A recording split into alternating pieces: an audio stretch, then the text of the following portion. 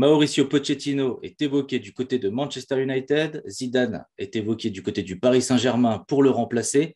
On fait un point, bien sûr, sur le groupe à la veille du match contre Manchester City où pratiquement tous les joueurs sont présents. Bonjour à toutes et à tous et bienvenue dans ce nouvel essentiel du Paris Saint-Germain avec une actualité dense, avec bien sûr cette rumeur Mauricio Pochettino en instance de départ, selon certains médias anglais, et avec les petits bémols qu'on peut bien sûr ajouter de notre côté aussi. Avec bien sûr, on va faire un point sur le groupe on va dire, un peu plus de 24 heures du match contre Manchester City qui sera décisif. On apprend que le groupe sera quasiment au complet. C'est une belle nouvelle. On attend quand même de voir si tous les joueurs concernés pourront jouer les minutes qu'il faut et rendre service à l'équipe. Pour ça, je suis avec toi, Erwin. Du coup, comment tu vas? Bah écoute, ça va très bien, merci, et toi? Ouais, ça va plutôt bien. Ouais, écoute, match de Ligue des Champions qui s'approche, hein, tu sais, hein, il y a Oui, un peu de oui. tension, mais un peu d'excitation, tu sais, on mêle un peu les deux, hein. Donc Mhm. voilà, n'hésitez pas bien sûr à vous abonner à la chaîne, à mettre un j'aime, etc., activer la petite cloche, ça nous fait plaisir et puis ça nous aide beaucoup. Et pour commencer, du coup, on va prendre le dossier dès le début. Les médias anglais qui se sont un petit peu voilà, excités après le départ d'Ole Gunnar Solskjaer et qui achetaient un petit peu son dévolu sur Mauricio Pochettino. Donc les rumeurs, elles enflent. Voilà, il y a beaucoup de médias anglais qui ont repris cette information. Du côté du Parisien, essayer de faire un petit point sur ce dossier-là, où justement le Parisien explique que toutes les options sont sur la table, que le Paris Saint-Germain n'est pas dupe du petit manège en off de Mauricio Pochettino pour précipiter son départ, tout simplement, hein, qui pourrait arriver dès cet hiver pour certains, très tôt, c'est-à-dire très très vite, et pour d'autres, voilà, peut-être préparer son départ pour cet été. En tout cas, le Paris Saint-Germain ne réagit pas. Ça, c'est plutôt des informations qui viennent du côté de RMC. Le Paris Saint-Germain ne réagit pas parce qu'il n'aurait pas l'intention de le faire. Pour l'instant, Manchester United ne se serait pas manifesté. Mauricio Pochettino n'aurait pas fait de demande particulière au club parisien. Donc voilà, on en est un petit peu là, un petit peu dans ce flou où tout se passe un petit peu, on va dire, en off. Et voilà, en filigrane, on se rend compte qu'il y a quand même un petit quelque chose autour de Mauricio Pochettino.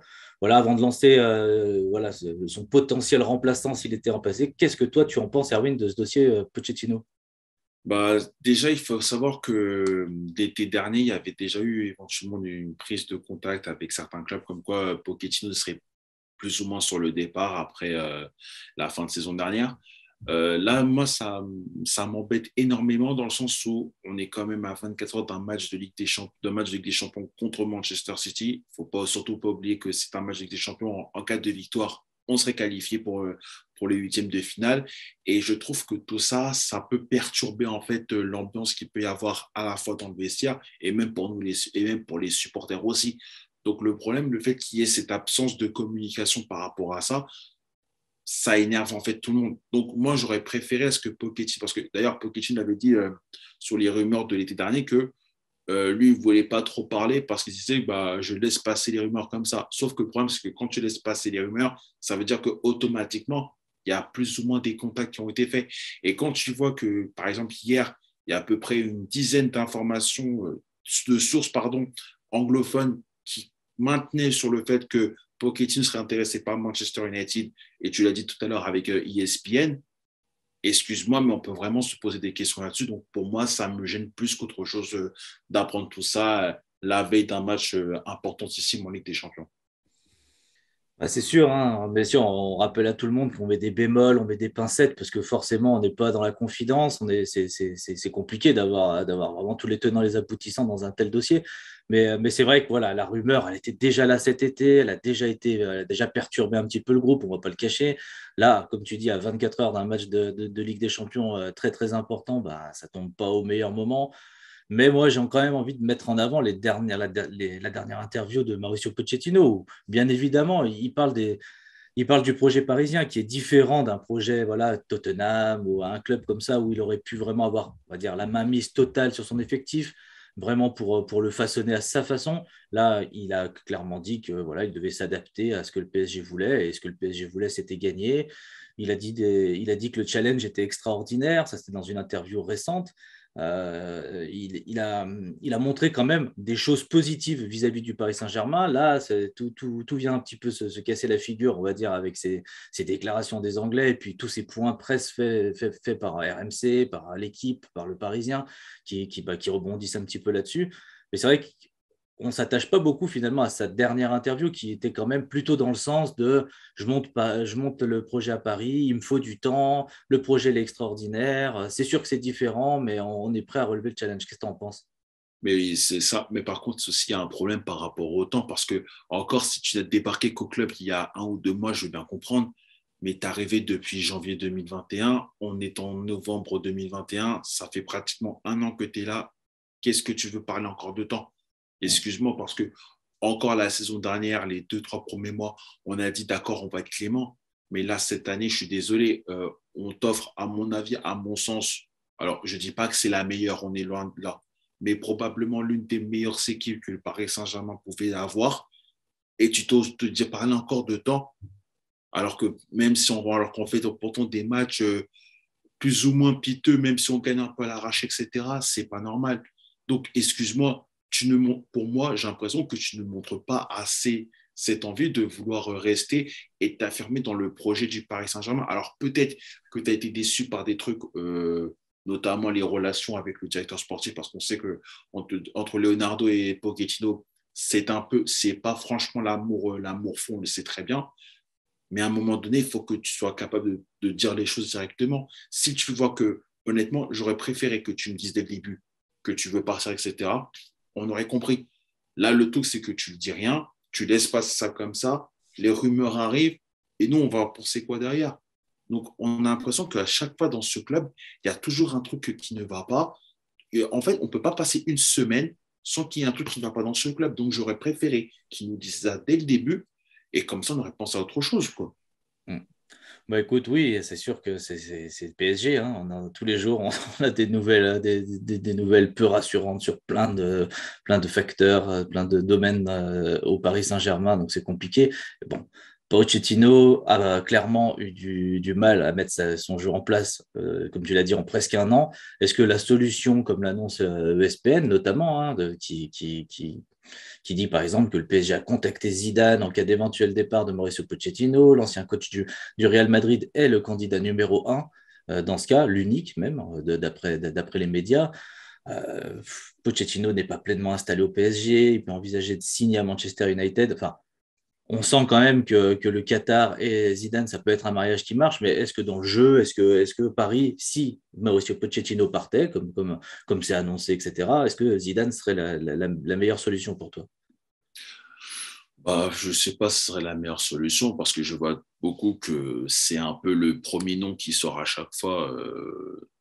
Mais il faut savoir que les contacts entre Zidane et le Paris Saint-Germain, bon, l'intermédiaire par le Qatar, ils existent depuis un petit moment, surtout depuis sa fin d'aventure avec le Real Madrid. Et je pense que la vérité, c'est que je pense que Zidane est fortement intéressé par rejoindre le Paris Saint-Germain, même s'il y a le côté, oui, je suis Marseillais ou quoi que ce soit, etc. Mais le truc, c'est que le problème, c'est que la situation, en fait, ne semble pas être claire parce qu'on n'arrive pas à déterminer la situation avec notre coach actuel. Et ça, c'est en fait un gros problème.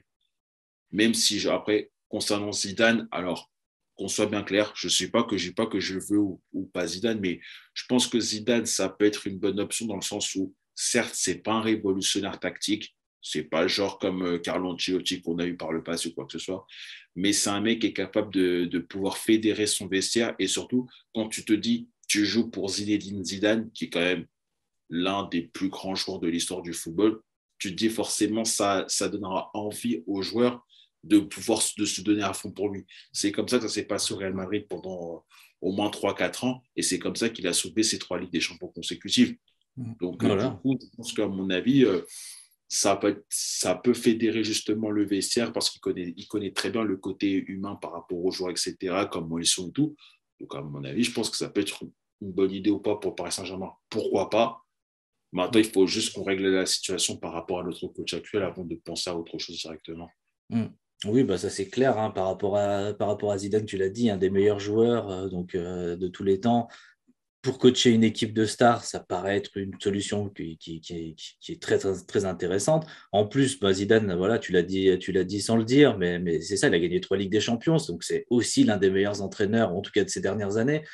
Voilà, comme tu as dit, c'est pas dans la tactique, etc., qu'il a sublimé le Real Madrid, mais c'est vraiment dans l'osmose qu'il a généré avec son groupe, et c'est ce que peut-être manque un petit peu au PSG, c'est-à-dire voilà, d'avoir des joueurs un petit peu qui se mouillent un petit peu plus pour le club, etc., pour justement bah, arriver à leur fin, parce que tout le monde a envie de gagner la Ligue des Champions. Hein. C'est pas juste la volonté du coach ou des dirigeants, les joueurs aussi ont envie. Donc à un moment, il faut quelqu'un qui leur fasse comprendre comment faire pour y accéder en jouant ensemble, quoi, en équipe, parce que c'est ce qu'on n'a pas vu avec Mauricio Pochettino.